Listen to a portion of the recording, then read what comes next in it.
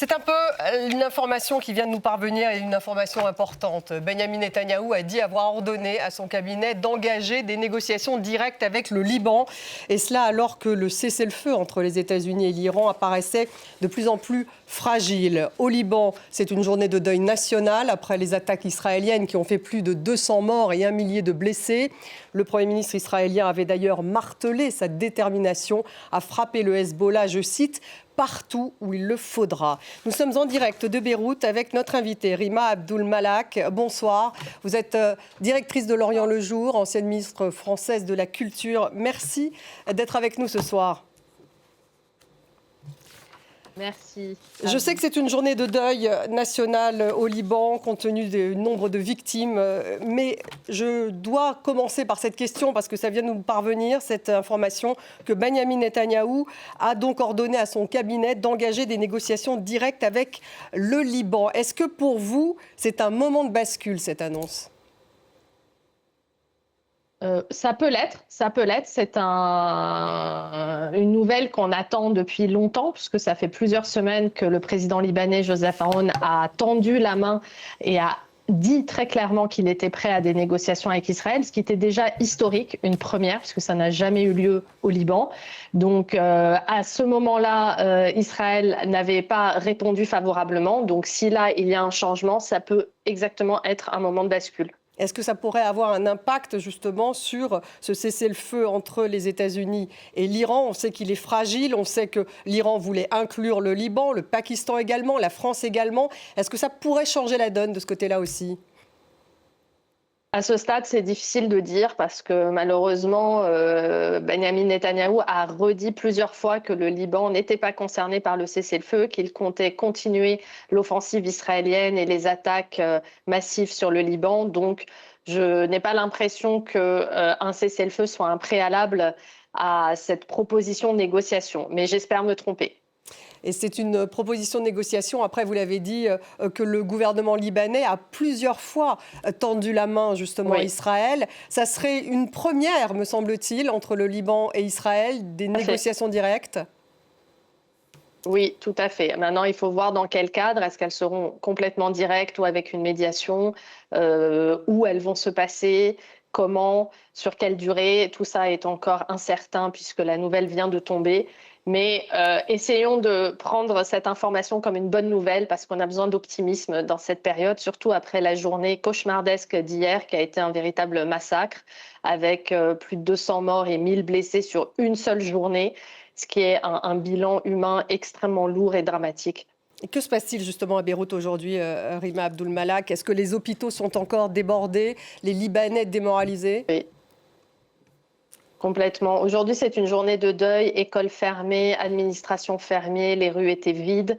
Nous, bien sûr, on travaille au journal parce qu'on ne s'arrête jamais, mais on a senti une véritable chape de plomb sur la ville. Un silence comme rarement on l'entend ici, tellement tout le monde est sous le choc encore de ce qui s'est passé hier tout au long de la journée dans différents quartiers de Beyrouth qui jusqu'ici n'étaient jamais ciblés. Donc le choc est total, les familles sont encore endeuillées parce que plus de 200 morts, je vous le disais, c'est quand même un bilan extrêmement tragique sur une seule journée et plusieurs familles qui jusqu'ici ne pensaient pas être touchées par cette guerre se retrouvent endeuillées. Donc en plus du million de déplacés qui arrivent par vagues encore dans différents quartiers de Beyrouth et différentes villes du Liban. Donc on est dans cette situation de désespoir complet aujourd'hui. Donc cette lueur d'espoir de possibles négociations qui pourraient, espérons-le, s'accompagner d'une trêve, on n'ose même pas prononcer le mot de cessez-le-feu, est quand même à prendre en compte. Quelle est la situation dans le sud Liban, Rima Abdul-Malak ? Il y a des combats manifestement entre le Hezbollah, des affrontements directs avec les forces israéliennes à Bint Jbeil. Oui, ce sont les informations aussi que nous avons. De toute façon, c'est la méthode du Hezbollah depuis sa création. C'est une méthode de guérilla. Et toutes ces interventions militaires israéliennes de plus en plus sophistiquées, c'est illusoire de penser qu'elles vont venir à bout d'une méthode de guérilla comme celle du Hezbollah.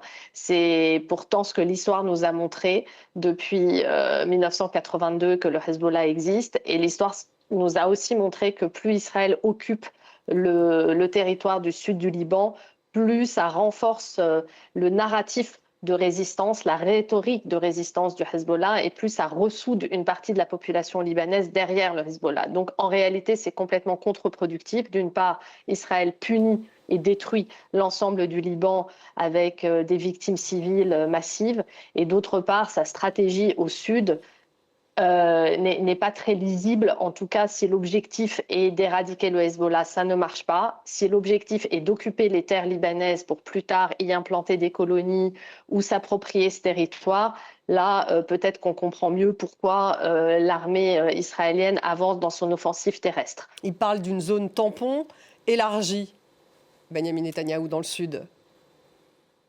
Oui, élargie jusqu'où? Est-ce que c'est jusqu'au fleuve Litani? Est-ce que c'est combien de kilomètres au-delà de la frontière? 10, 15, 20, 30, 40? Est-ce que ça engloberait la ville de Tyr, qui est une grande ville, un pôle urbain, une ville de civilisation, de culture, de tourisme? On ne parle pas uniquement de petits villages. La destruction totale des villages, elle est en cours. C'est un rasage complet d'une grande partie du territoire du Sud-Liban, ce qui est une douleur énorme pour nous, les Libanais. Maintenant, à quoi va servir cette fameuse zone tampon? C'est ce que Israël a fait déjà entre 1978 et 2000, donc pendant 22 ans. Est-ce que ces 22 années n'ont pas été justement les années qui ont fait grandir le Hezbollah? Est-ce que ça a été des années de paix et de stabilité pour Israël et pour le Liban? Non. Donc regardons juste les leçons de l'histoire et on voit bien que le narratif de la zone tampon ne fonctionne pas. On ne peut pas y croire de nouveau aujourd'hui. Pourquoi justement Netanyahou s'y accroche toujours à cette zone tampon, comme vous dites, qui n'est pas la première au Liban, à votre avis? Oui, surtout que le Hezbollah peut tout à fait envoyer des roquettes depuis la Bekaa, depuis d'autres régions du Liban. L'autre chose qui me questionne, c'est que lors de la guerre de 2024, Israël a décidé d'évacuer les localités du nord d'Israël. Près de 80 000 personnes, près de 80 000 habitants ont été évacués par peur pour leur vie. Là, ça n'a pas été le cas. Depuis 5 semaines, aucun habitant des localités du nord d'Israël n'a été appelé à évacuer. Donc ça veut bien dire qu'Israël juge qu'il n'y a pas une menace sur la vie de ses concitoyens au nord. Donc, puisqu'ils interceptent la plupart des roquettes, puisque les capacités militaires du Hezbollah ont été quand même très fortement diminuées.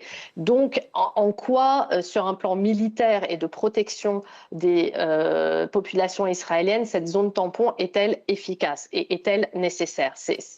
C'est quand même un mystère. Là, on a du mal à répondre à cette question, étant donné que Benyamin Netanyahou lui-même évoque le grand Israël, que des partis d'extrême droite, des mouvements d'extrême droite en Israël poussent cette thèse d'un grand Israël qui engloberait une partie du Liban, en tout cas le sud-Liban.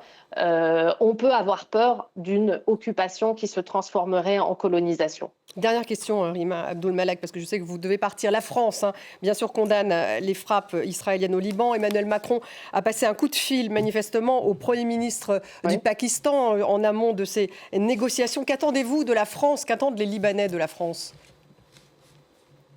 Elle continue à être cette voie de médiation parce qu'au moment du cessez-le-feu de novembre 2024, la France a pesé de son poids et a joué un rôle décisif pour aboutir à ce cessez-le-feu. Maintenant, il faudrait arriver à porter une voix européenne un peu plus unie. J'entendais que côté allemand, par exemple, quand Israël a dit que non, le Liban ne faisait pas partie de l'accord de cessez-le-feu, les Allemands ont considéré qu'Israël pouvait continuer ses attaques au Liban en raison de la légitime défense. Donc vous voyez, il n'y a pas une voix européenne cohérente et forte pour pouvoir peser sur Benyamin Netanyahou et sur Donald Trump, qui lui-même pourrait peser sur Netanyahou. Les États-Unis abandonnent le Liban? On a l'impression que comme notre guerre n'a pas d'impact sur le prix des carburants, c'est pas important pour les Américains, qu'on ait une petite guerre dans la grande guerre et que Donald Trump laisse les mains libres à Benyamin Netanyahou sur ce territoire, même s'il dit qu'il va s'en soucier, mais on voit bien qu'on n'est pas un paramètre dans l'équation des négociations actuelles. Merci beaucoup Rima Abdul-Malak d'avoir été avec nous ce soir, directrice de L'Orient le Jour, ancienne ministre française de la Culture. Vous étiez avec nous en direct de Beyrouth.